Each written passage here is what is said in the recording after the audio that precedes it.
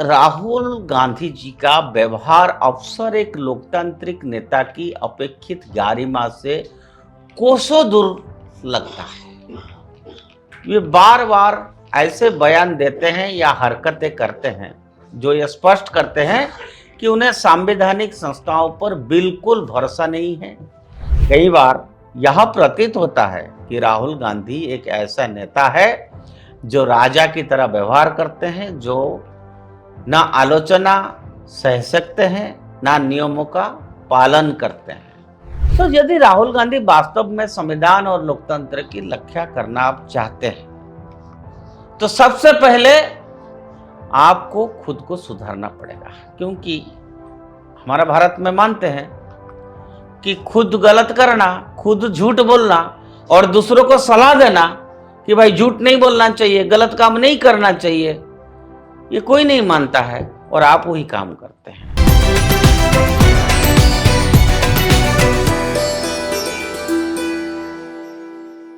नमस्कार मित्रों, उदय भारत नेशनल में आप सबका बहुत बहुत स्वागत है।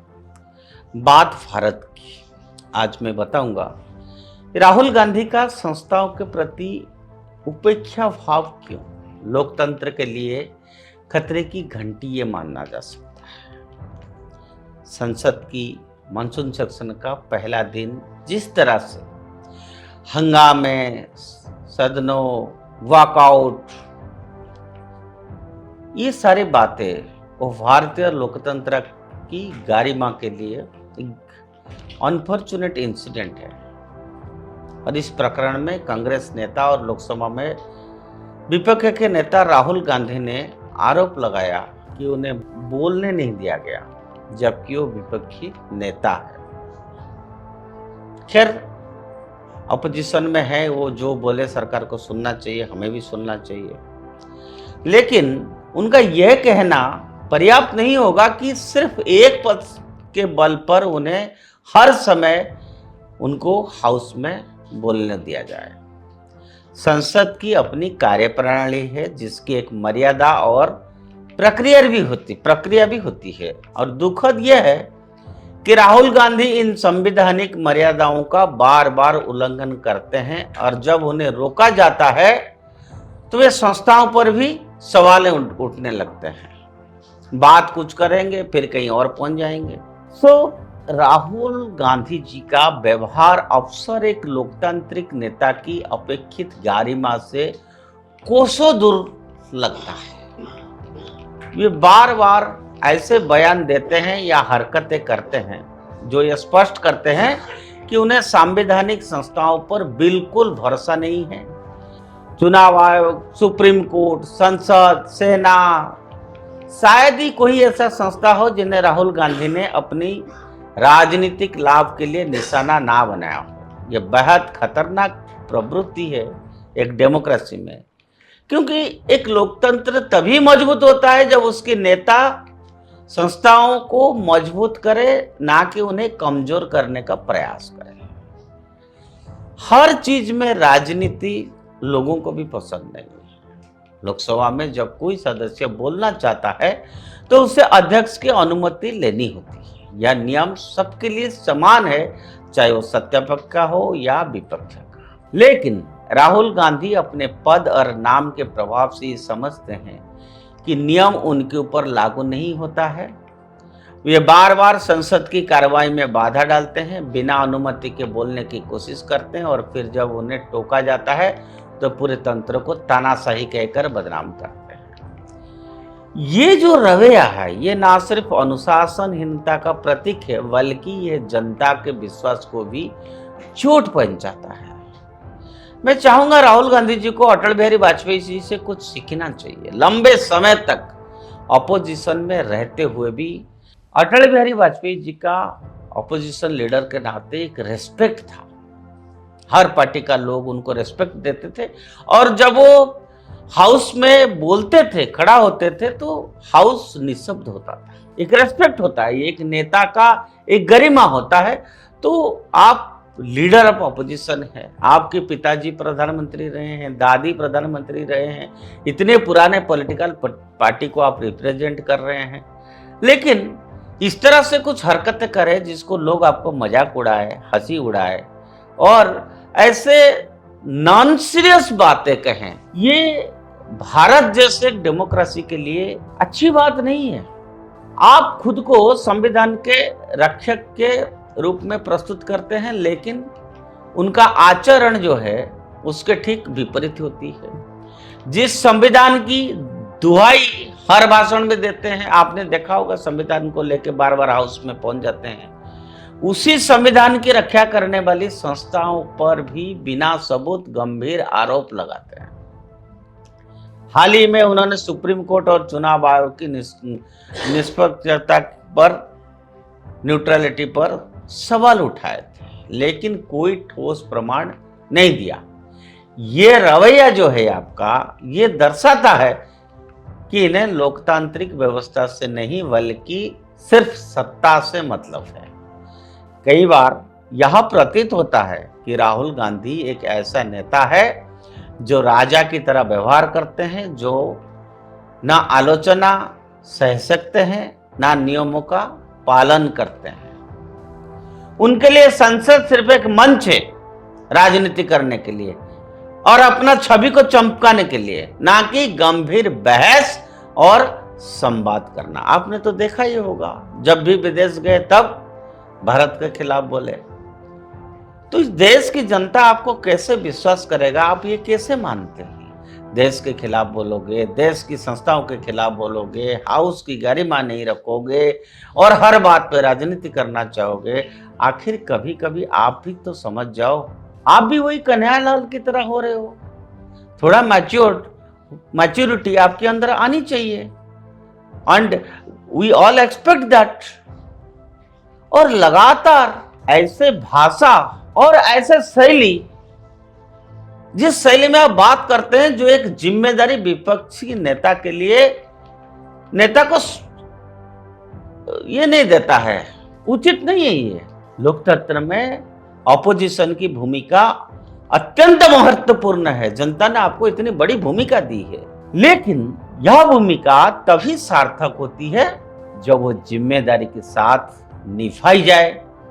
राहुल गांधी को समझना होगा कि सिर्फ सरकार की आलोचना करना ही विपक्ष का भूमिका नहीं है, बल्कि उसे वैकल्पिक नीतियां पेश करना होता है, जनता की आवाज को मर्यादित ढंग से उठाना होता है और संविधान और संस्थाओं का सम्मान करते हुए काम करना होता है।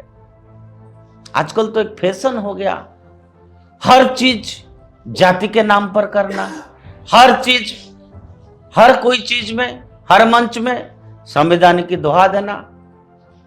और सब कहते हैं हम जाति के नाम पर राजनीति नहीं करते हैं, लेकिन सब करते हैं। सब कहते हैं हम राजनीति करते हैं देश सेवा के लिए,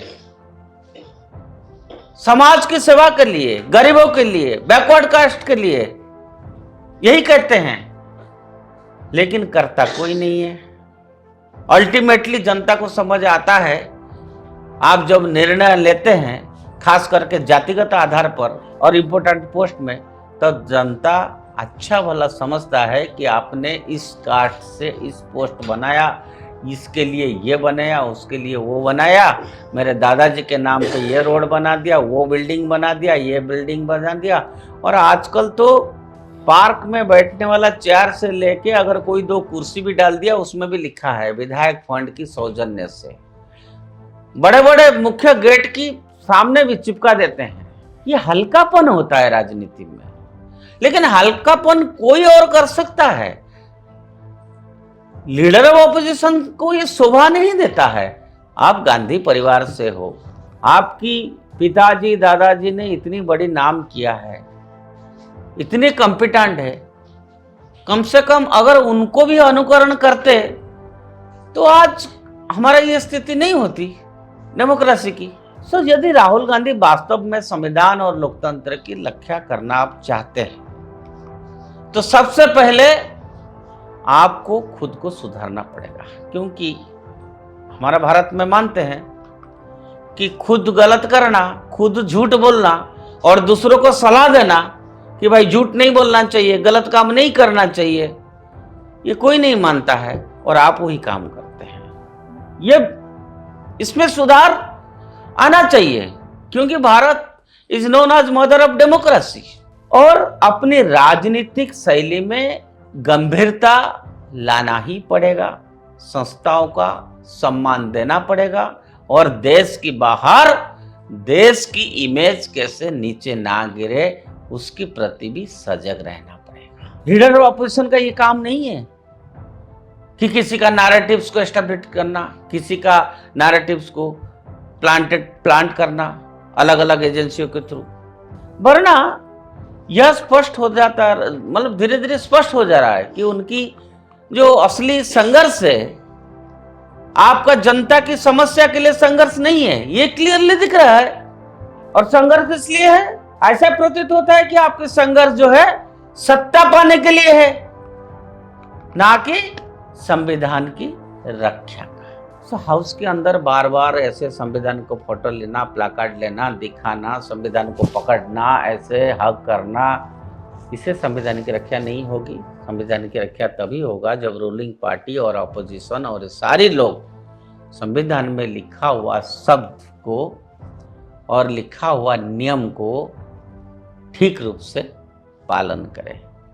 मानसून सेक्शन जारी है, लगता है कि कुछ कर सकें, लेकिन जिस तरह से बार बार एडजमेंट हो रहा है, इतने कम समय में पता नहीं क्या कुछ हो पाएगा। और इतना सारा डिस्कशन के लिए सारा रूलिंग पार्टी ने ओके कर दिया कि हम हर बात की चर्चा करेंगे, फिर भी नहीं। और इससे यह भी समझ आ रहा है कि डिमांड तो करते हैं कि भाई इस पे चर्चा होनी चाहिए, लेकिन इनका असली मंशा चर्चा नहीं है। तो जब आप चर्चा करने को डिमांड करते हैं, चर्चा करने नहीं देते हैं, तो आप करना क्या चाहते हैं? अपना फोटो खिंचवाना चाहते हैं, मीडिया में, सोशल मीडिया में आना चाहते हैं, जनता को दिखाना चाहते हैं देखो हमने ये किया।